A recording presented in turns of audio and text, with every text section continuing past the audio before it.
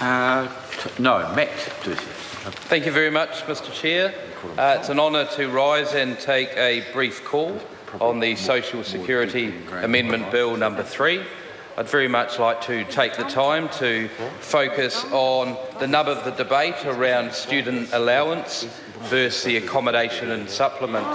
But first I'd like to take a step back and say how proud I am to live in a country that has a Social Security Act, and it is right that we're putting the right provision around beneficiaries and students, obviously needing very differing support, and we can expand on that further.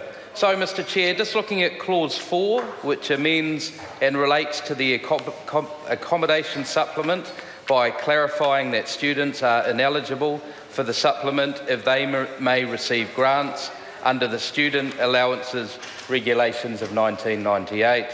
And my fellow Canterbury MP across the House, Poto Williams, described this bill as a 4-year-old child after taking 4 years to come into the House. But considering a child develops 95% of their brain in the first 4 years of development, you could say that this bill is at a very good developmental stage. But what I would like to focus on is the issues of students, and very much another interesting developmental stage of being a student. As we know, students take risks and they push boundaries, and I think that's probably what this is all about, Mr. Chair. It's about students gaming the system. And obviously there are some students out there who are quite bright and quite intelligent, and they've realised that if they decline the allowance, then they can qualify for the accommodation supplement.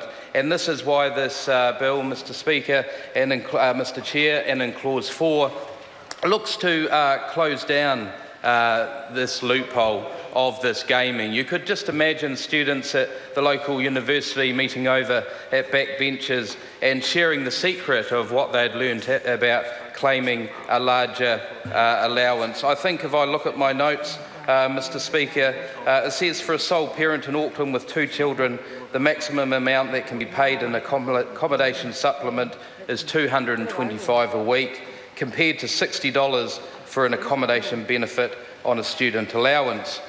And I think that says a lot in itself, Mr. Speaker. But I would also like to raise the plight of the poor old case manager who is administering this process. And we all know in business, if we don't have consistent business rules and one rule for everyone, it pretty much turns into a fiasco.